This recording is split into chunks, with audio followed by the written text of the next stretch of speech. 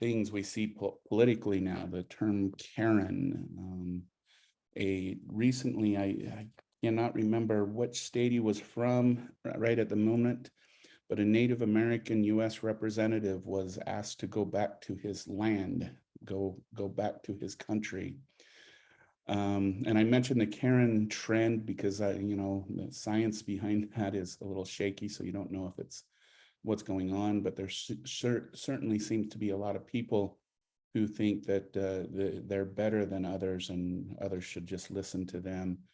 And when we look at things like prejudice and discrimination, we can see it very overtly and very purposely on the system and individual levels. So, for example, the Native American being asked to go back to his own country.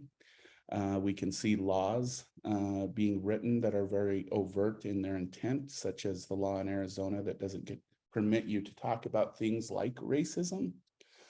And we see a lot of the voting rules that will discriminate against minority populations. So we see that on a very overt level.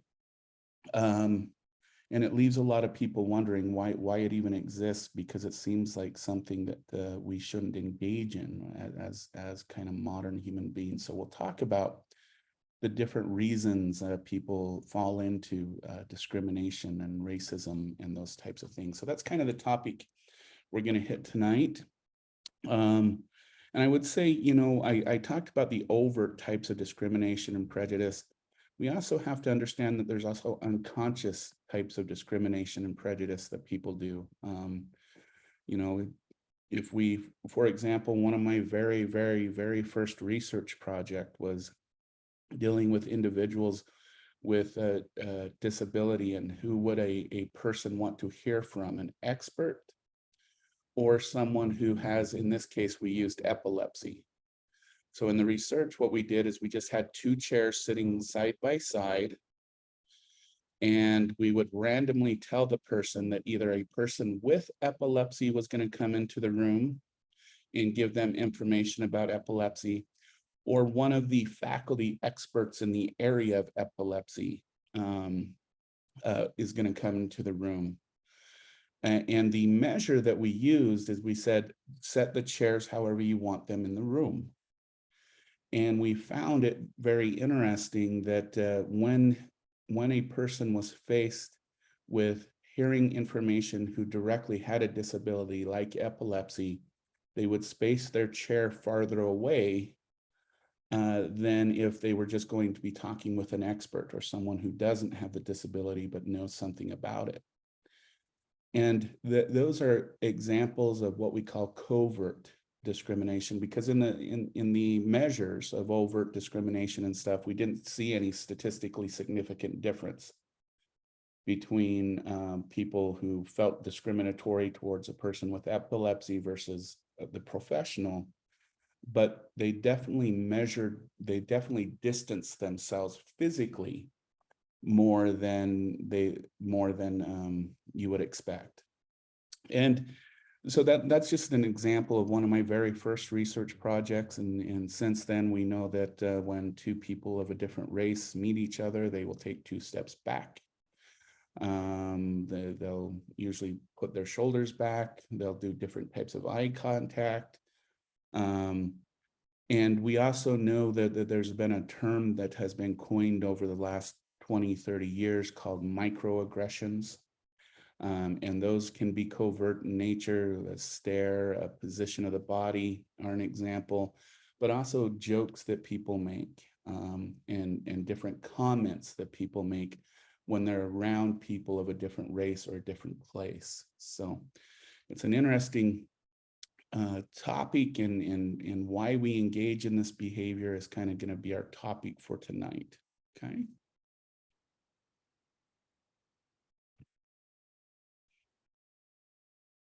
I remember. Okay.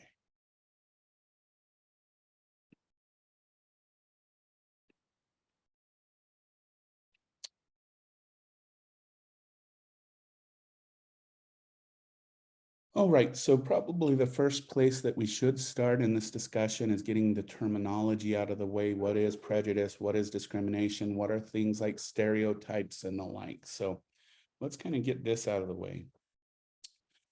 When we think about intergroup bias being defined as normally, like when we talked about social identity theory, people like to view their group in a good, productive way. And therefore, one way to increase your group status is, of course, to be biased towards other outside groups. And we, in the broader, especially in the sociological literature, we recognize that there's three main types of intergroup bias. Now, I know that, for example, we use prejudice and discrimination as kind of interchangeably in our everyday talk. But I want everybody to understand the difference between these when we're talking about it academically and when we're talking about it in, for example, the literature on things like prejudice and discrimination, okay? The first one is stereotypes, and that's a belief about attributions that are thought to be characteristic of a member of a particular group, okay? And not to get into it very much, but stereotypes develop, we know, at a very, very young age. We can see infants as young as 6 months creating different definitions of different groups based on the similarity to their mother. So we know that babies will, in a sense, put people who don't look like mom in a different category and create something about that person that they actually can be aversive for. And the further away a person appears from mother, the more aversive the infant comes to be with that person. Stereotypes on the cognitive level have to do with the creation of what we call schemas. And schemas are a general representation for a category, okay? And in the usefulness of it, it allows us to reduce the complexity of our world, okay? It allows us to navigate our world on a general basis to determine who's safe for me, who's not. You know, I know in my psychology classes, we're able to remember about 100 individual names, and everyone else we have to put in a category of some type. And that's the schema. Now, where the stereotypes come in is when we take especially those negative characteristics, those characteristics that then make that individual look different from my group. That's where stereotypes start to play a role. And probably if we go back to, for example, our conversation about gender, stereotypes about gender is probably one of the most pervasive that we have. And when a person is outside of that stereotype, we tend to either bully or make fun or avoid or not want to be around that person. And they're very evasive in a lot of ways, and they're very hard to change because they're really based in the cognitive hardwiring of the brain, okay? Prejudice, so stereotypes are a general representation, and they're often based on you know, a differentiation between I and them, us, we, and them, those types of comparison. Prejudice is a negative attitude or affective response towards a certain group and its individuals, members. So really, prejudice is acting upon our stereotype to have a negative view, have a negative feeling, a negative emotion about a different group than our own. So prejudice is then going to really be the basis for discrimination, okay? Discrimination is the unfair treatment of a member of a particular group based on their membership in the group. So when we look at it from this perspective, The stereotype is the cognitive neural basis for our negative attitudes and beliefs about someone. So when we talk about, when we talk about prejudice, I want you to keep in mind that we're talking about belief systems, okay? When we're talking about discrimination, we're talking about behavior. We're talking about acting upon those prejudices, okay?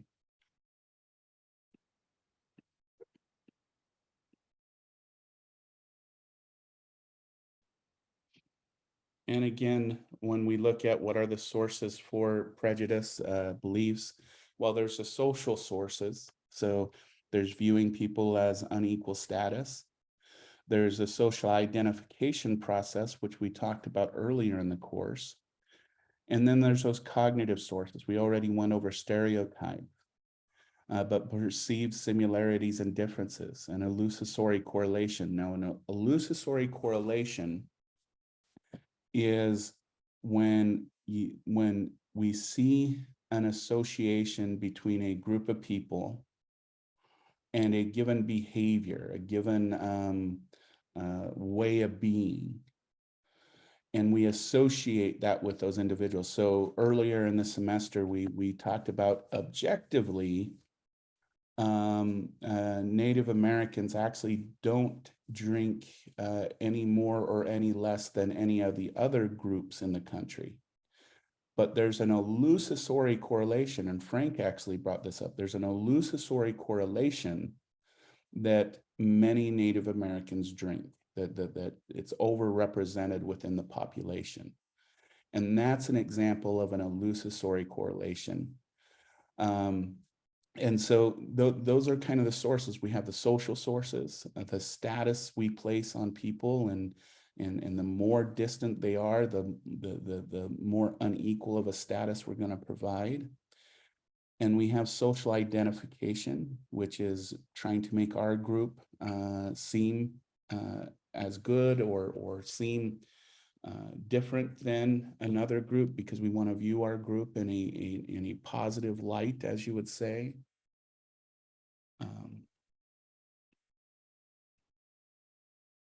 So there are some different kind of theories that we should go over.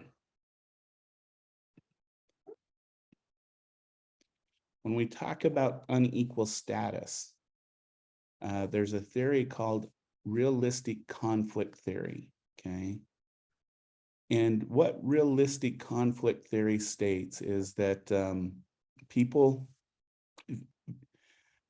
because we like seeing ourselves in a positive, good light, and when we see our group suffering, it's either real or imagined suffering, we have a tendency to blame that on another group, okay? We have the tendency to say it's because of them that we're losing our jobs, or we don't have access to schooling, or those types of things. In this, what we do need to have is either competition, which we talked about with the Robbers Cave experiment, if everyone remembers, or we have to have what's called frustration aggression hypothesis, okay? And this is where a group basically blames another group for what they see as their perceived problems, okay? We saw this very clearly in 2018 when politicians started saying that, and it was largely to a white population, that it was because of the Latin Americans coming over, especially Mexicans, that were creating all of the problems. I think one of the famous lines from politician back then was, they bring their drugs, they bring their crime, they bring their rape, all of those types of things. And in that, what that was doing was creating what's called frustration and aggression, that they are the ones who we should be blaming for either our real or perceived deficits. But again, just to bring this to light, illusory correlations really fits that. If anybody has watched the video I did for Halloween, we actually see that there's a negative association between crime and immigration, legal or not legal, that the more immigrants we have coming into our country, and there's a positive immigration rate, both, again, legal and non-legal, our homicide rates and violence rates go down in the United States. However, when we have a negative immigration rate, meaning we don't have anybody coming to the country, or we have people leaving the country, our homicide and violent crime rates go up. And so, and this is what I mean by prejudices aren't always placed in reality. They're belief systems and their attitudinal systems. Because when we look at it from an objective point of view, it becomes very, very not as you would say valid. And I think I brought this up in the class too about age discrimination, about how older generations think the younger generations are lazy or whatever it may be, even though we see one of the most productive people and happiest people being raised today than we have seen in the past, despite the older people's perceptions. So again, fact, reality don't always mix when we're talking about things like prejudice and thoughts.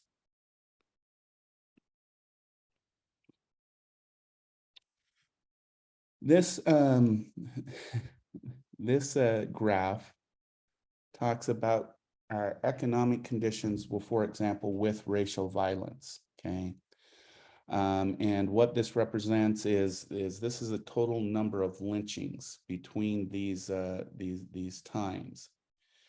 And the lower numbers, if you look at the lower numbers here and here and right here, this is when the United States were going through an economic boom.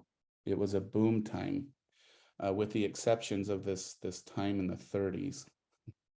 But by this time, lynching was outlawed, so it wasn't as prevalent. So we got to keep that in mind. But we see from this example, when we have bad economic years, we also have increasing in, for example, violence. And so this is an example of racial violence with the economic condition, or what we call that threat to economic conditions.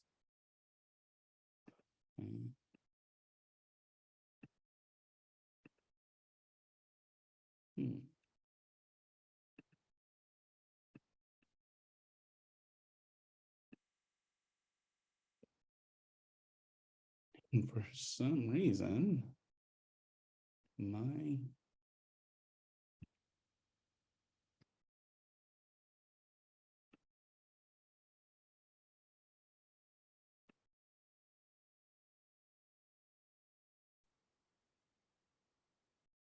I'm not going to spend too much time on this when we talk about the social sources of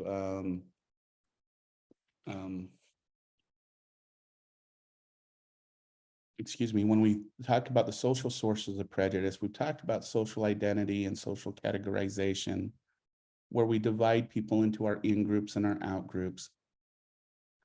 And in-group bias is a view that your own group is favorable.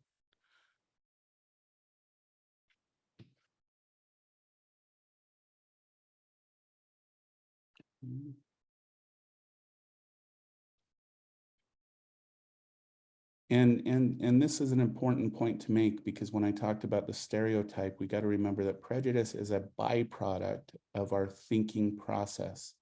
So stereotypes is the example of this, which is a sweeping generalization of a social group.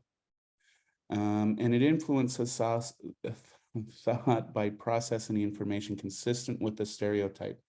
There's something called a confirmation bias.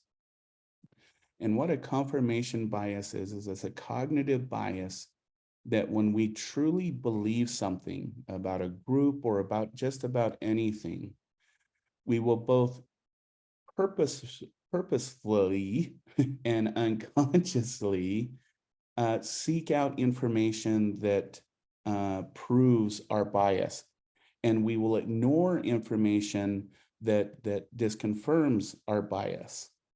Probably a good example of this is of confirmation bias is experiments where we had people come in, and this has nothing to do with stereotypes, but it's a good example of what we do when we have a confirmation bias. But we had people come into a lab in a more controlled type of college setting where the students' days were kind of more controlled by the experimenters, and they gave them a bogus personality test. And then they basically flipped a coin and said, based on your personality test, you're going to have a good day. Or based on your personality, you're going to have a bad day. And then they set up to where they knew that those people were going to have an equal number of positive and negative experiences. Okay. And then either at the end of the day or the next day, they would have the person return and have them recall their experiences. And they found that people who were told that they were going to have a good day remembered roughly more than 75% of the good things that happened and less than 15% of the bad things that happened. Whereas people who were told they were going to have a bad day remembered 90% of the things that went bad, and they only remembered less than 5% of the things that went good. Okay. That's an example of confirmation bias. It's also the reason why things like horoscopes and things like that work. When it comes to the level of stereotypes, though, it comes down to the idea that we purposely and sometimes unconsciously only seek that information that confirms that stereotype that we have of that group or that the individuals we're interacting with. And we'll focus consistently with the stereotype and use tacit interferences to make inconsistent information appear consistent. Okay.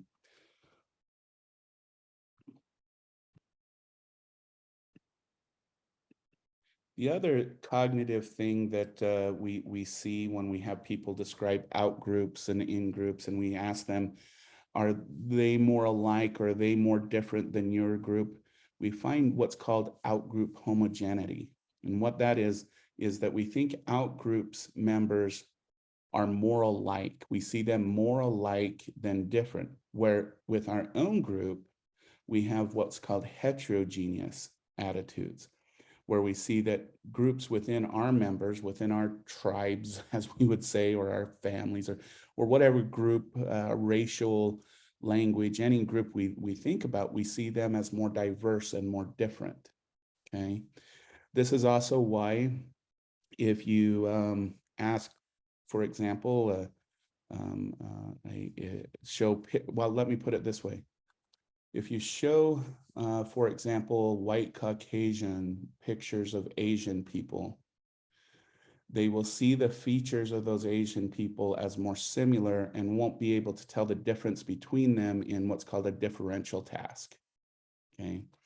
However, if you ask Asians to rate the similarity, or if they can tell differences between faces of white Caucasian people, they have difficulty with that.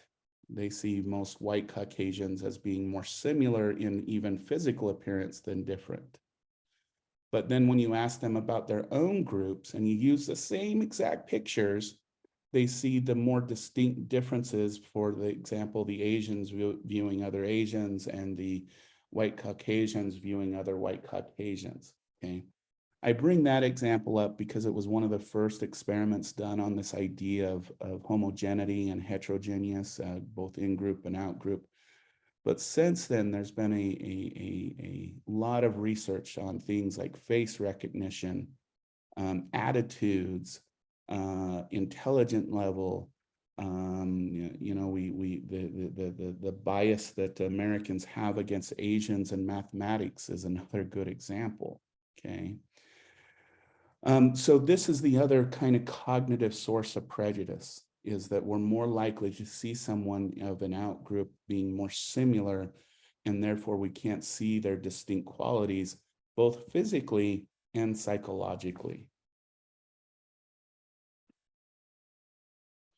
And we talked about the illusory correlations, where we're more likely to see negative things being associated with out groups, where more positive things tend to be associated with our in-group, okay? And we tend to overestimate rates for negative behaviors in minority groups, okay? So that's a more specific example of prejudice. Discrimination, therefore, is the behavior that is directed towards members of some social groups. And sometimes it can be subtle forms, such as something called tokenism. Performing trivial actions for minorities is a really good example of this. Where I was raised, it was 98% white Caucasian. And in the community I lived, there was one Black family. That Black family was invited to every social gathering there was, because everyone wanted to have that token there, that and so performing these trivial acts because of that. But if you asked if any of them ever went to, for example, their home, if you asked if they would ever associate family members beyond that group level, the answer would be no, okay? Reverse discrimination is leaning over backwards to treat a targets of a prejudice favorably. So this is the example, and it's been talked a lot about it, and I really enjoy our librarian's view on it, Liz Zepeda, where she talks a lot about the contradiction with Native American people being romanticized versus being seen as real people. And what she mentions about that, and we've had a lot of instructors this way that she's helped correct, is romanticizing the Native American population as this mystical, almost supernatural in some way group of people, when in reality, you know, like everyone else, and you're doing what you need to do to make it through life. And yes, you have beliefs, and but it's more diverse than that. So the idea of reverse discrimination is kind of that idea that on one end, white Caucasians tend to romanticize Native American populations, but then on the other end, they tend to heavily discriminate as well. And the example of alcoholism that was brought up in Frank's explanation is an example of, okay, you know, on one end, we're going to do this, on the other, we're going to do this. There has been a term called modern racism. Modern racism is this notion that you can't just go out and call someone a negative word, or you can't just go beat someone. You have to do it more kind of covertly. The challenge to this has been since about 2016. We've seen the old-fashioned type of racism start to make gains back in the United States, where people are willing to physically harm other individuals. People are willing to really overtly put other races down. And again, I think a good example of this that I still think needs a lot of research, but the whole Karen phenomenon, where we see a lot more aggression from especially white supremacist groups and those that have come out. I think the January 6th insurrection on our government had a lot to do with these ideas of nationalism and white supremacy. Majority of people who did evade our capital were white supremacists. And so we're starting to see the kind of old-fashioned type of racism here in the United States make a return.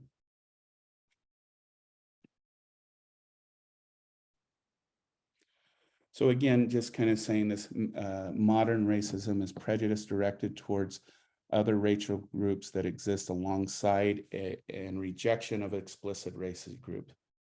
Probably a good example of the modern racism is the people who claim to be colorblind. The people, and this is a form of what's called benevolent racism, is stating, you know, and you got to, if you've taken the introduction to philosophy or a logic class or something, you'll kind of understand this syllogism is I'm not prejudiced because I don't see color, I see people. The problem with that logic, if you think about it, is order for you not to be colorblind, you have to recognize that there's color. And if you have to admit that you're not racist because you're not seeing that color that you're seeing, what are you being? And so it's a very illogical way of what we call this modern racism, and this idea of benevolent racism, that I'm not racist and I use my words to try and prove it, but almost in every situation I'm in, I still am willing to be racist and make group differentiations and support group separation. So the person claiming to be colorblind is a good example of this thing we call benevolent racism. There are ways, I think we did this in the class already, is measuring one's true attitude. And one of the ways we do this is through what's called an IAT, or an implicit association test. And basically what this test is it presents a picture of someone as an example, and it puts the positive or negative term. And what's measured is the number of times. So one is times where you hit a negative term for a person of a different race versus your own race. But the other thing that it does is it measures the amount of time it takes you to, for example, if you're taking an IAT test against Asian people as an example. In some of the tests, it will only give a positive term for a picture of the Asian person. And what it's doing is it's measuring the amount of time it takes you to click the positive term versus the negative term. And we have consistently found that groups that have a history of prejudice and discrimination against each other, even in 2022, they're much slower giving positive terms to those that other group versus their own group. Okay, and so that's what the IAT kind of looks for. Okay, the procedure it does is it uses a procedure called priming. So the picture of the individual, what we have figured out is that primes the stereotype people have towards that other group. And so they stop seeing the person as an individual, and all they're remembering is everything that they've tagged to that group. So it takes them longer to process a positive term towards that group versus a negative term towards that group. Okay. And this is an example, you know, press D key with left hand for unpleasant words and tattooed faces, press K for right hand pleasant words for non-tattooed faces. And so we find that, you know, with the different, for example, tattoo faces, there's more positive versus negative terms. Okay.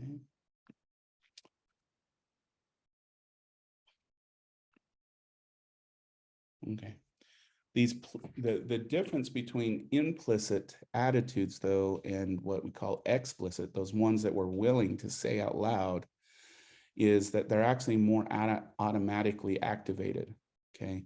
So if we go back to the IAT example, if we ask people, what they think about, for example, Asian people or white Caucasian people or African American people, they tend to not, they tend to take a longer time to produce their response. But what we have found with the IAT tests is that people tend to have those prejudices very quickly and a lot of times very unconsciously. It was in one time I was working with a group of people. It was one of the nonprofits that I worked with as a consultant, and they were very much a human rights activist group. But I noticed that they were very strange towards certain groups, but they wouldn't be willing to admit to that. So we gave them IAT tests, and the people who were the most staunchest human rights, I don't discriminate against everybody, tended to have the worst IAT scores.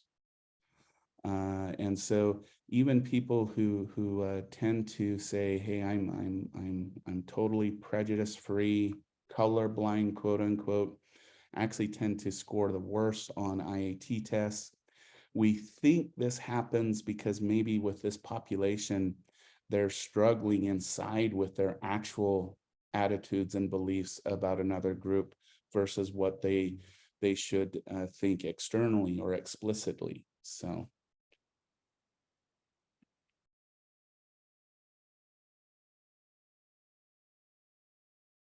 And I want to talk about, what about being a member of a stigmatized group? Okay. Because there's a lot of things that come along with being a member of a stigmatized group, such as hearing what's told about your group all of the time, and that can start to internalize beliefs about who you are and the type of person you are. But we also have this thing we call stereotype threat. And this is whenever we feel like we're being stereotyped, we tend to act more consistent with the stereotype that we have, okay?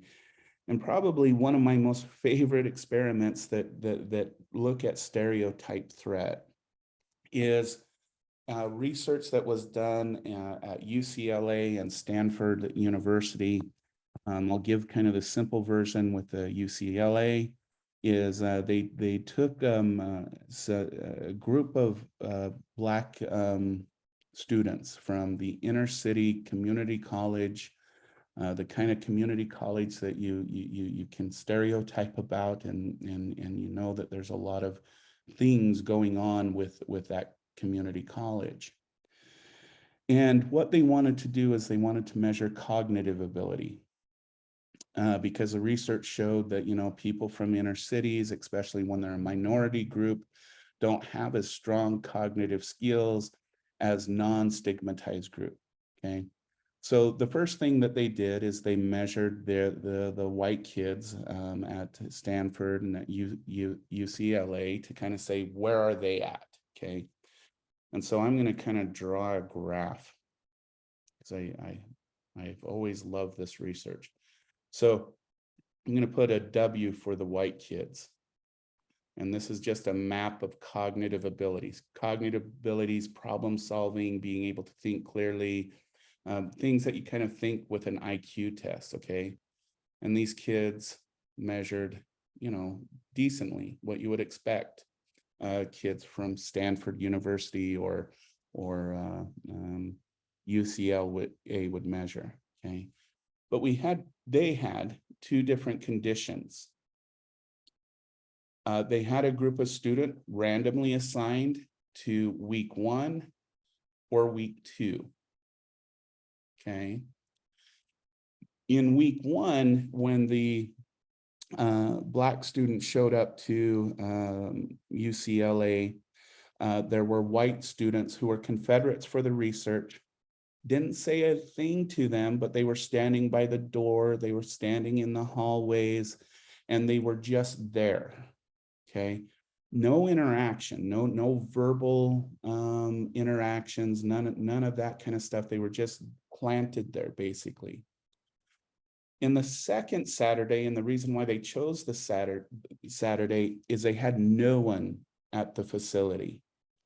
It was just the Black students with a Black proctor, and that was it. So here we have the presence of a different group, a majority group in this case. Here we have the no presence of a majority group. So this condition would be an example of stereotype threat. The presence of another group who tend to have a negative stereotype then create a threat to the individual. What was really interesting in this research was the scores on the cognitive tests. Because in the group 1 who had the stereotype threat, they scored what people predicted for them. They scored really, really low. The interesting thing, though, was in the second group, where they went, there were no white people around. It was just them taking a test. They actually scored just as good as a Stanford and UCLA students on the battery of cognitive tests. Okay, so just the mere presence of another group can create conditions in which a person will behave towards the stereotype of that group. Okay, and I think another really good example of this is recently TOCC had a early childhood education symposium where they brought in elders and other places that were working on indigenizing their curriculum and using their language in classrooms and the like. And what caught my eye was in the communities where the elementary schools, the early childhood education centers were culturally I don't want to say culturally similar to where those students came from versus students who go to a very westernized childcare, early childhood education, preschool setting. The students that are in that culturally consistent schools are doing what these guys did at UCLA. Those schools are high performing, top rated programs in our nation. Why? Because they're making their education consistent with their culture and way of life. And so that's a kind of a more real life example of stereotype threat. Okay. Now that those are all covert examples of stereotype threat. We can see more blatant ones when we see individuals acting more consistent with their stereotype than when not. I can give an example of this. I came from a very impoverished family. We did not have a lot of money. We moved from place to place like gypsies. School was not a priority, work was. And so in that setting, you know, language skills are a lot different. The way you talk to someone is a lot different. And, you know, my wife noticed this the first time that I brought her back to where I came from, Idaho, Montana, that area. She noticed that my language completely changed. The way I talk, I use smaller, shorter words, shorter sentences. I use more vernacular, more kind of what you would call redneck type language. And she recognized this when she first went and visited my family. And so that's kind of a more overt version of stereotype threat, where you actually start acting and behaving consistent with that stereotype. So in some cases, we don't do it on purpose. Okay. I don't think any place would purposely design a school system that would put their children at a disadvantage, but it's obvious that we do this. No one would think that just having the presence of somebody who's seen as a threat versus being just with your own group would have a difference on cognitive ability, but it does. But the more overt type is when we actually are changing our behavior to fit the stereotype that is given to us. Okay.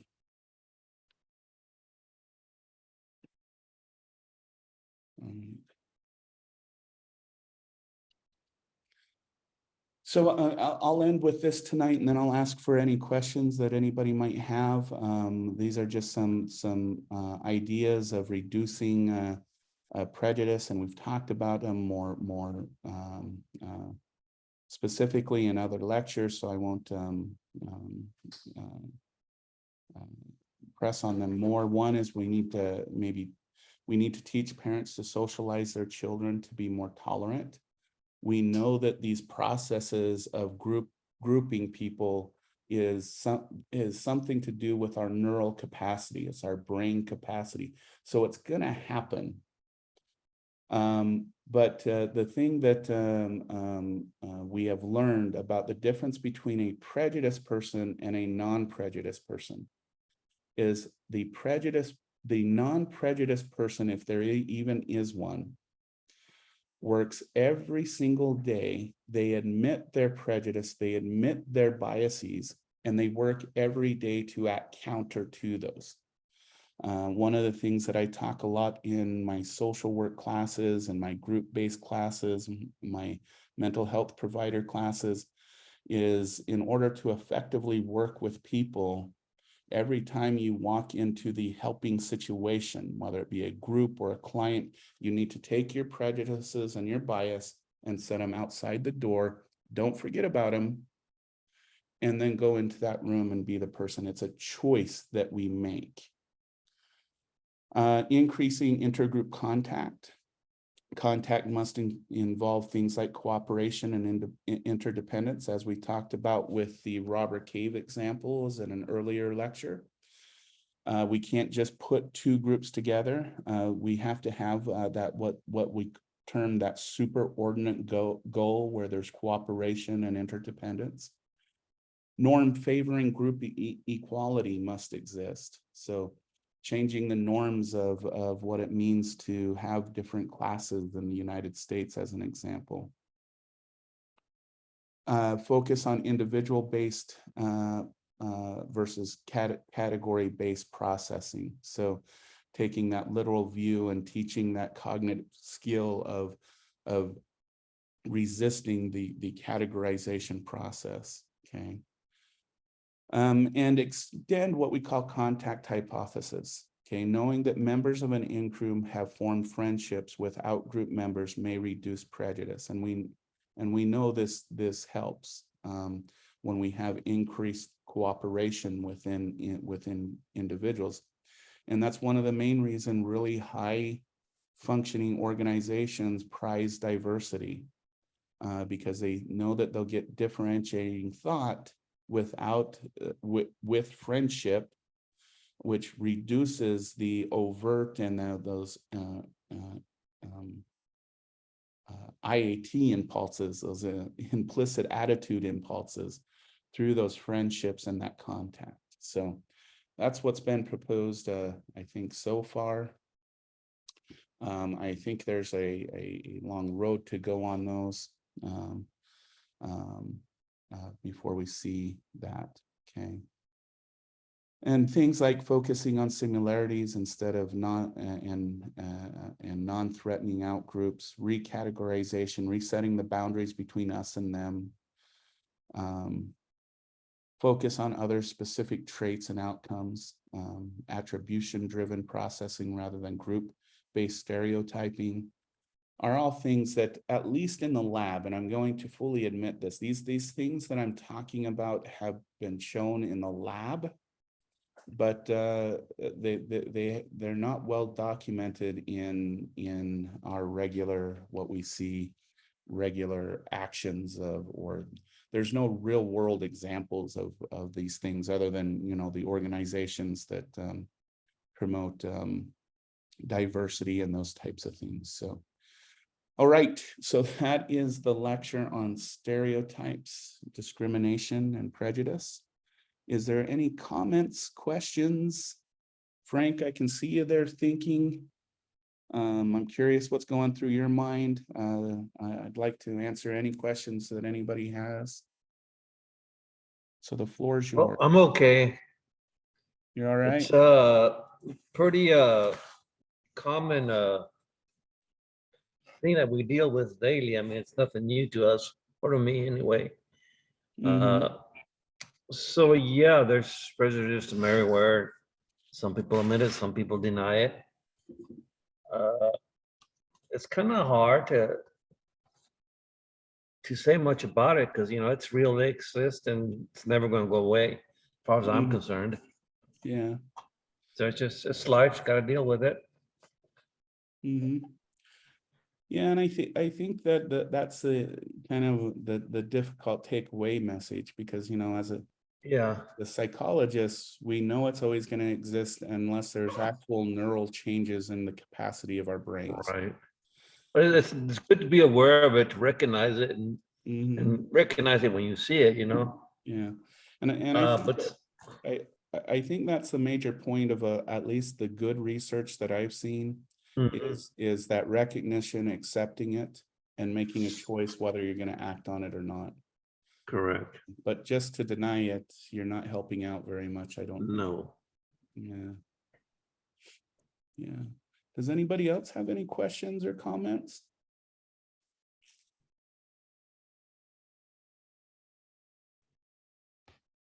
Guess not. Yeah, quiet tonight. That's all right. It's election night. We're all curious, so. Yeah. All right, gang.